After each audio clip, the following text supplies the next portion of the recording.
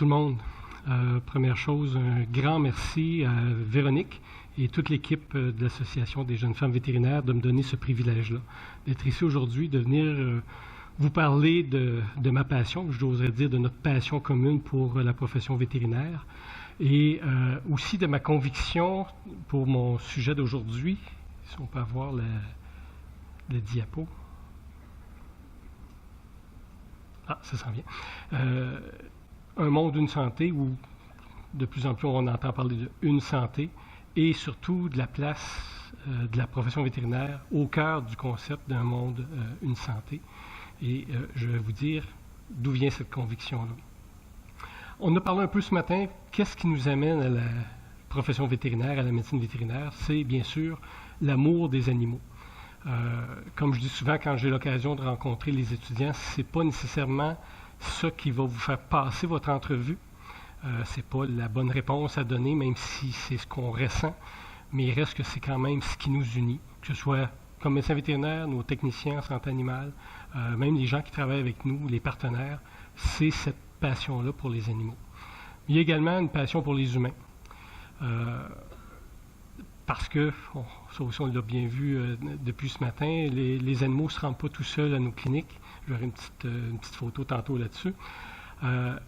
Quel est également le profil des candidats? Bon, bien entendu, je n'ai pas fait de larges études sociologiques ou d'évaluation exactement de ce qu'est le candidat idéal de la profession vétérinaire, parce que c'est la diversité des candidats qui fait la beauté de la profession. Mais une chose est certaine, ce sont des gens qui sont dévoués. Ce sont des gens qui sont d'abord là, oui, pour aider les animaux, mais aider les humains. On est des scientifiques, donc on a une rigueur qui nous appartient. On a définitivement une grande empathie. Et tout ça m'amène souvent, moi, à penser au mot vocation, qui peut être vu de façon péjorative, mais qui en demeure pas moins. Et je crois que c'est un des points forts de la profession vétérinaire, c'est l'ensemble de ces éléments-là que je vous ai donnés, donc dévouement, relation d'aide, empathie et rigueur. Ce sont nos forces, ça peut être aussi des zones de vulnérabilité, donc il faut en être conscient. C'est important de le voir et de le comprendre. Et à recevoir beaucoup de commentaires, je suis en pratique, comme Sébastien disait, à recevoir encore beaucoup de commentaires de la part de nos clients. Très souvent, pour ceux qui sont en pratique également, vous l'avez entendu, si je pouvais donc venir me faire soigner chez vous, docteur, au lieu d'aller en médecine, du côté de la médecine humaine. Donc, ce qui me fait, moi, réaliser que, en fait, le médecin vétérinaire, c'est un médecin humain. On est des médecins humains. On a un rôle majeur à jouer. Majeur à jouer dans le sens qu'on a l'immense privilège de nous retrouver à l'interface même entre l'humain et l'animal. Nous sommes les seuls professionnels de la santé à être à cette interface-là entre l'humain et l'animal. Je le disais tantôt, ce n'est pas les animaux qui se rendent tout seuls chez nous, ce ne sont surtout pas les animaux qui nous appellent.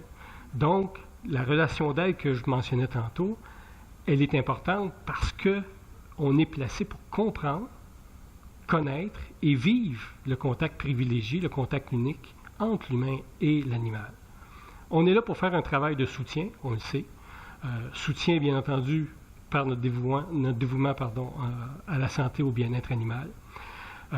Toute la notion de prévention, toute la notion de productivité et production quand on parle du côté des secteurs des grands animaux, des grandes populations. Tout ce qui touche la salubrité des aliments. Le médecin vétérinaire est un atout important dans la qualité de ce qui se retrouve sur notre assiette. L'usage judicieux des antibiotiques, on ne peut pas passer à côté, c'est un des enjeux majeurs mondialement parlant. Biosécurité, biodiversité, on a parlé de faune, on a parlé d'environnement. Le médecin vétérinaire, il est présent, il doit être présent. Santé humaine, je parlais de prévention tantôt, donc tout ce qui touche les zoonoses. Alors, on comprend la proximité des gens avec leur animal. Un peu psychologie. Parfois, on a l'impression d'être dans cette relation d'être-là à un niveau auquel on ne s'attendait peut-être pas quand on a fait le cours à la faculté. Mais les gens viennent auprès de nous parce ils ressentent cette écoute-là, ils ressentent cette empathie-là. Donc, cette relation d'aide-là, elle est extrêmement importante. On est aussi, j'oserais dire malheureusement, d'une certaine façon, des sentinelles dans le lien entre la maltraitance envers les animaux et la maltraitance ou la violence envers les êtres humains. Alors, mais ça aussi, cette interface-là, elle est extrêmement importante. Le concept « un monde, une santé », on le sait, ça touche la santé humaine, la santé animale et la santé environnementale. Mais déjà, les pionniers de la médecine vétérinaire le concevaient. Que ce soit de M. Claude Bourgelat en France, il y a déjà plus de 250 ans, Dr. Duncan McEachran, dont mon collègue Dr. Pépin pourrait donner une conférence sur la journée entière juste sur ce phénomène qu'est le Dr. McEachran. Déjà, eux avaient ce concept-là de la proximité, de la nécessité d'une cohésion entre la médecine humaine et la médecine vétérinaire, la médecine humaine et la médecine des animaux. Alors, dans ce concept-là d'une santé, pourquoi moi je suis convaincu de la place de la profession vétérinaire, et j'espère que si vous n'y êtes pas maintenant convaincu, vous le serez après ma présentation. On le sait quand on y est dans la médecine vétérinaire, l'importance de la diversité de la profession, soit par les secteurs qu'on va couvrir, ou même à l'intérieur d'un seul secteur, la diversité des actes qu'on peut produire. Dans une journée, je vais être anesthésiste, je vais être ophtalmo, je vais être dermato, je vais être acupuncteur, je vais faire de la chirurgie. Alors déjà de la diversité au quotidien, mais de la diversité générale dans l'ensemble des tâches, dans l'ensemble des secteurs qu'on peut occuper. Les compétences qu'on développe, les connaissances qu'on va acquérir, particulièrement dans notre formation, mais idéalement également dans notre formation continue, elles sont majeures. Et j'aime bien, moi, la devise de la faculté de médecine vétérinaire. Je vais dire en latin, je vais me prendre une chance. Radix scientiae comparatio. Je n'aurais pas deviné, c'est mon père qui avait fait son cours latin, lui, qui me l'a dit. En fait, et je pense que c'est la base même de ce que je vous explique cet après-midi, c'est que la comparaison est la racine de la science. On passe notre formation et après ça, une bonne partie de notre vie professionnelle à comparer. Comparer entre les espèces, comparer entre des différents systèmes. Et il n'y a pas vraiment d'autres professionnels qui développent ces compétences-là. Il s'est développé à la faculté il y a déjà quelques années tout le concept de la formation basée sur les compétences et récemment, à l'Ordre des médecins vétérinaires, on a également établi les compétences de base qui doivent être impliquées, être incluses dans notre vie professionnelle. Donc, dans la formation initiale, bien entendu, on va parler de communication. Je le disais tantôt, les animaux ne se rendront pas seuls chez nous. On va parler d'agir avec professionnalisme, mais de promouvoir la santé animale et la santé publique. Dans la vie professionnelle, évaluer des états de santé, concevoir et planifier des interventions, agir au sein d'une équipe intra- et interdisciplinaire. Les possibilités de carrière, donc, par cette diversité-là, ils sont incroyables. C'est pas facile de rentrer en médecine vétérinaire. Ceux qui y sont le savent. Vous connaissez des gens qui ont peut-être malheureusement pas réussi. Il se développe une grande performance, mais surtout une grande compétition. Il y a un effet, ce que moi j'appelle l'effet entonnoir. Mais un coup qu'on y est, un coup qu'on y est arrivé, cet effet entonnoir-là, elle doit se renverser. En fait, ce que je conçois toujours, c'est que les limites qu'on va se donner comme individu, médecin vétérinaire, les limites surtout qu'on va se donner comme profession, je veux dire, c'est soit les limites qu'on s'impose ou les limites de notre imagination. Alors, quels sont les secteurs? Qu'est-ce qu'on fait actuellement? Qu'est-ce qu'on fait de bien? Donc, secteur traditionnel, facile à imaginer, tout ce qui est la pratique privée, ce qu'on appelle communément médecine réglementée, donc les supervisions en abattoir, le travail au niveau des différents ministères pour superviser les épidémiologies et tout ça. Mais on doit définitivement développer davantage, plus largement, la notion de santé publique et santé publique vétérinaire. La recherche, la faune, l'environnement, la biodiversité, il y a une partie de ça qui nous appartient. On doit développer la sphère publique et la sphère politique. On le voit, il y a des événements durant l'été qui ont été marquants, dans certains cas pour ne pas dire troublants, mais on doit occuper cette place-là, sur la place publique parce qu'on a une expertise et sur la place politique parce qu'on doit aussi agir jusqu'à un certain point en influençant les décideurs. On doit être à l'écoute de nos clients. L'écoute de nos clients, c'est de comprendre quels peuvent être leurs besoins. J'ai développé l'acupuncture chez nous parce que je sentais qu'il y avait un besoin vers les thérapies complémentaires et il y en a multiples d'autres. Il y a des besoins envers notre expertise et on doit la partager.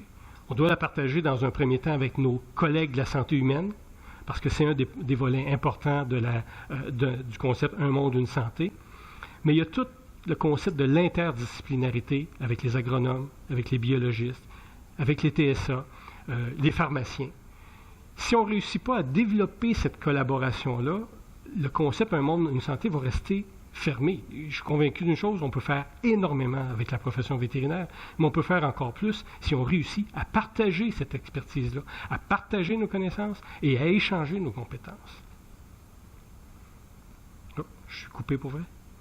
Je suis coupé pour vrai. J'avais une vidéo, c'est trop long.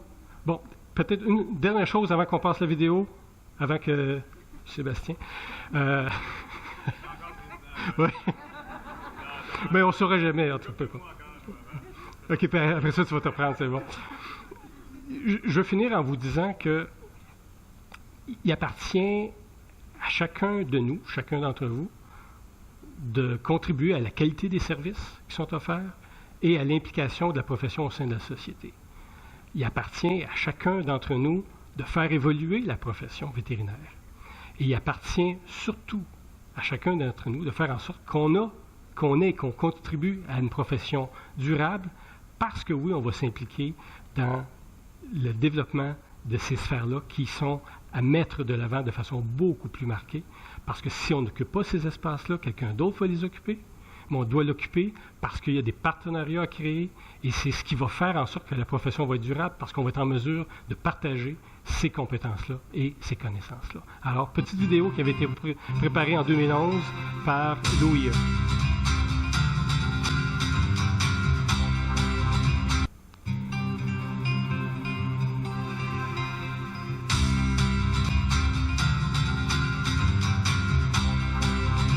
Nous luttons contre les maladies transmissibles de l'animal à l'homme.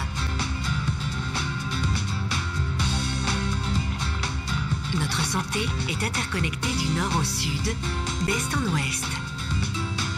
Pour faire face aux maladies émergentes dans un monde qui change, la collaboration entre professionnels de santé est cruciale. Pour identifier l'apparition de nouveaux agents pathogènes, pour utiliser les méthodes innovantes de dépistage et enquêter sur les foyers de maladies, il y a des vétérinaires. À la pointe des progrès scientifiques et de la recherche, il y a des vétérinaires.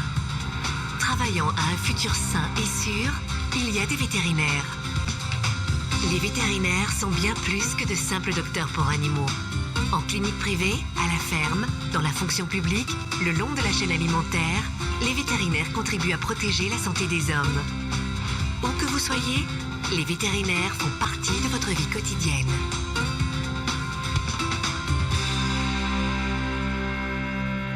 Alors, Véronique et son équipe ont relevé tout un défi aujourd'hui dans la notion de nous sensibiliser davantage à la question de la pratique vétérinaire, de la profession vétérinaire durable.